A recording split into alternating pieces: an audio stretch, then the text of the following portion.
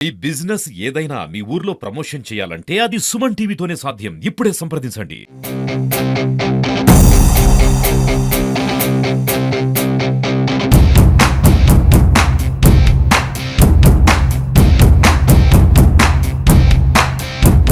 चंद्रबाबू नायडू, चिराग पासवान, नीतीश कुमार, कुमारस्वामी, अजीत पवार और पवन कल्याण, ये लोग अगर बीजेपी के इस लाए हुए बिल की मदद नहीं करते तो आज ये कानून नहीं बनता। मेरी आपसे गुजारिश ये है कि आप कभी भी मत भूलिए चंद्रबाबू नायडू को, पवन कल्याण को, नीतीश कुमार को, चिराग पासवान को, कुमारस्वामी को, अजीत पवार को और जयंत चौधरी को भी। और आप अपने जमहूरी तरीके से जब कभी भी आपको मौका मिलेगा आंध्र प्रदेश में, आप चंद्रबाबू नायडू को हराइए, पवन कल्याण को हराइए। जब तक आप इनको सियासी तौर पर शिकस्त नहीं देंगे, इनका दिमाग ठिकाने वाला नहीं है। और हम शुक्रिया अदा करते हैं जगन मोहन रेड्डी का कि उन्होंने इस बिल की मुखालिफत में वोट दिया, और उन तमाम सियासी पार्टियों का शुक्रिया अदा करते हैं जिन्होंने इस बिल की मुखालिफत में वोट दिया। कानून ऐसा बनाया गया है कि मिसाल के तौर पर आपको समझाने के लिए, यहाँ पर करनूल में गोल गुंबज की दरगाह है और वो आसार खदीमा का भी उसमें रोल है। अब जब से ये कानून बन चुका है, वक्फ बोर्ड उसका मालिक नहीं है, एएसआई उसका मालिक बन चुका है। हम चंद्रबाबू नायडू से पूछना चाह रहे हैं कि आपने कितना झूठ बोला आंध्र प्रदेश की आवाम को कि कुछ नहीं होगा। तीसरी बात यह है कि गवर्नमेंट किसी भी मस्जिद को, दरगाह को, खानखा को आपसे छीन सकती है। आप इस खुशफहमी का शिकार मत रहिए, नहीं हमारे पास है, ये है। गवर्नमेंट कुछ भी सेक्शन 3C उठाकर पढ़ लीजिए आप, और फिर इसमें ऐसा कानून बनाया गया कि लिमिटेशन का कानून लागू कर दिया गया। अगर कोई 20 साल से 12 साल से 20 साल से वक्फ की जायदाद पर काबिज है तो चंद्रबाबू नायडू उसको मालिक बना रहे। हम चंद्रबाबू नायडू से पूछना चाह रहे हैं, आपकी एक तरकारी की दुकान है हेरिटेज के नाम से, अगर वहां पर कोई 20 साल से कब्जा करके बैठ गया तो मेरी हो जाती, आपकी रहती। आप लिमिटेशन का कानून उस पर लागू कर दिए। आरएसएस यही चाहती है कि इस मुल्क में उनके पास एक लिस्ट है उन मस्जिदों की, दरगाहों की, खानकाहों की, वो उसको हासिल करना चाहते हैं। और चंद्रबाबू नायडू और पवन कल्याण ने आरएसएस के एजेंडे को सामने बढ़ाया है और आरएसएस को इस मुल्क के सेकुलरिज्म को खत्म करने के लिए, इस मुल्क के आइन को, कॉन्स्टिट्यूशन को कमजोर करने के लिए चंद्रबाबू नायडू ने बीजेपी का साथ दिया। आंध्र प्रदेश में यकीनन तरक्की होनी चाहिए, मगर चंद्रबाबू नायडू आंध्र प्रदेश की आवाम को झूठ बोल रहे हैं।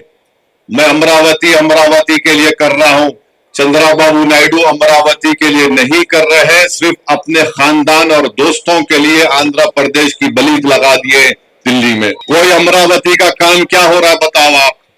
मगर अल्लाह का करम है कि हम देख रहे हैं कि इतने कम अरसे में 2024 में इलेक्शन हुआ, आंध्र प्रदेश की आवाम में अभी से चंद्रबाबू नायडू के खिलाफ गुस्सा पैदा हो चुका है। और मुझे यकीन है कि इंशाअल्लाह ताला ये गुस्सा और बढ़ेगा, और चंद्रबाबू नायडू को इलेक्शन, जब कभी भी लोकल बॉडी के इलेक्शन होंगे या अगर कुछ भी इलेक्शन हो, मेरी आपसे गुजारिश है कि आप इसका मौसर जवाब दीजिए। हमारे जो भाई तेलुगु देशम पार्टी में बैठे हुए हैं, अगर नायडू आपकी बात को नहीं सुनता, आप निकल जाओ पार्टी छोड़ दो पार्टी को। आप कुछ नहीं कर सकते। देखो ये कानून मस्जिद को छीनने के लिए बनाया गया, ये कानून दरगाहों को छीनने के लिए बनाया गया, ये कानून खानकाहों को, कब्रस्तानों को छीनने के लिए बनाया गया है। जब तुम्हारी और मेरी पहचान मस्जिद से है, इख्तलाफ हो सकता है, मैं आप कोई दूसरी पार्टी में होंगे, मगर जब बात शरीयत की, मस्जिद की आती है तो मैं आपसे अपील कर रहा हूं कि आप बेखौफ होकर टीडीपी को छोड़ दीजिए और पैगाम दीजिए कि आप कभी भी संविधान पर, कॉन्स्टिट्यूशन पर, शरीयत पर, मस्जिद पर कोई कॉम्प्रोमाइज नहीं करेंगे।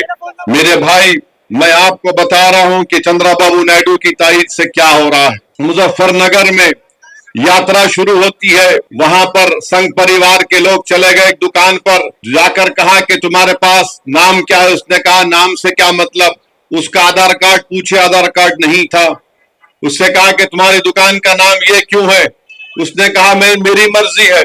तो उससे कहा तुम्हारा पैंट खोल के दिखाओ हमको। नहीं ये हुआ है, मजाक की बात नहीं है। फिर बाद में शख्स ने कहा कि मैं पैंट नहीं खोलूंगा, तो उसको गाली गलौज की गई। बाद में मालूम हुआ कि जिसको गुस्सा कर रहे थे, गाली दे रहे थे, उसका नाम गोपाल है। अब बात आइए, आप इस मुल्क में इस तरह का नफरत फैलाई जा रही है मुजफ्फरनगर में, और चंद्रबाबू नायडू खामोश बैठे हैं। चंद्रबाबू नायडू से हम पूछना चाह रहे हैं, दत्तात्रेय होसोबोले ने कहा कि संविधान में से सेकुलर और सोशलिज्म के वर्ड को निकालना चाहिए। क्या चंद्रबाबू नायडू उस पर राजी है? अगर राजी नहीं है तो चंद्रबाबू नायडू को पब्लिकली कंडेम करना चाहिए दत्तात्रेय होसोबोले के बयान को, कि बेसिक स्ट्रक्चर का हिस्सा है हमारे संविधान का। आप देख लीजिए आर्टिकल 9 क्या है, आर्टिकल 15, 16, 25, 26, 27, 29 क्या है ये। और फिर वोटर लिस्ट में नाम को भी मजहब के नाम पर से नहीं निकाला जा सकता। आज चंद्रबाबू नायडू उसकी भी तायीद कर रहे हैं। मैं आपके सामने बता रहा हूं आखिरी बात, महाराष्ट्र में बीजेपी की सरकार है। नायडू जाकर फडणवीस से बड़े गले मिले, पप्पियां लिए थे उसको। वहां पर क्या हुआ, वहां पर मीरा रोड में, नया नगर में 7 बंगाली को पकड़ लिया गया। एक का नाम महबूब और शमीम खान था, कंस्ट्रक्शन वर्कर थे, थाना डिस्ट्रिक्ट में पकड़ लिए। उसके बाद और 3 को पकड़ लिए। उसके बाद मियां बीवी को पकड़ लिए, फजल, मदल और तस्लीमा को। इनको पुलिस ने इनका आधार कार्ड देखा, बोले कि नहीं तुम बांग्लादेश के हो। उसने कहा मुर्शिदाबाद का हूं, बोले नहीं। फोन निकाला, फोन फेंक दिए। उसने पैन कार्ड दिया, पैन कार्ड फेंक दिए। इन 7-8 हमारे बंगाली मुसलमानों को, जो हमारे देश के हैं, उनको बिठाकर बंगाल पहुंचाकर बीएसएफ के हवाले करके, बीएसएफ वालों ने उनको खूब पीटा और उनको ले जाकर ढकल कर बंदूक की नोक पर भारत के बॉर्डर से निकालकर बांग्लादेश के बॉर्डर में फेंक दिए। ये हो रहा है चंद्रबाबू नायडू। आपको अपनी कुर्सी की पड़ी है। हमको हमारे देश से बंगाली जबान बोलते थे। एक शख्स ने कहा कि मेरे पास 5-8 हजार रुपये थे, बीएसएफ के लोगों ने 7,500 रुपये छीन लिए मुझसे, बांग्लादेश में ढकल दिया उनको। फिर बंगाल की पुलिस ने पूरा भिजाया, कागजात भिजाए कि यहाँ के रहने वाले, 3 बॉर्डर है, उत्तर दिनाजपुर, कोच बिहार से ढकल दिए 7 के 7 लोगों को। बताइए क्या हो रहा है हमारे देश में। अरे अगर आपको महाराष्ट्र में बंगाली बोलने वाले बांग्लादेशी नजर आ रहे हैं, मैं नरेंद्र मोदी से ये कह रहा हूं, भारत के वजीर आजम से, अगर आप जबान को देखकर ऐसा कर रहे हैं तो क्या आप में इतनी हिम्मत नहीं है कि वो 4 जालिम लोग जो 26 हमारे हिंदू भाइयों को पहलगाम में गोली मारे, वो कहां छुप गए? निकालो उन जालिमों को मोदी।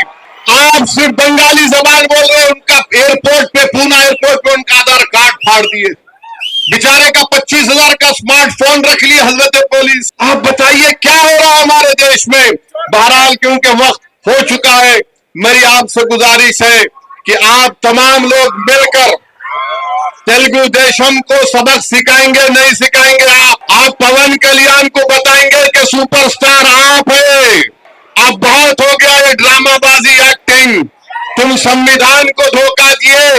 मैंने अदोनी में कहा था, चंद्रबाबू नायडू ने संविधान को भी धोखा दिया, आंध्र प्रदेश की जनता को भी धोखा दिया, और चंद्रबाबू नायडू ने लोकेश को हमेशा के लिए यह कर दिया।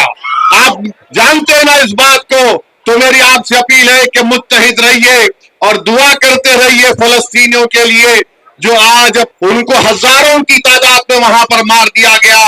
अल्लाह उन फलस्तीनियों को भी सलामत रखे। अस्सलाम वालेकुम व रहमतुल्लाहि व बरकातहू।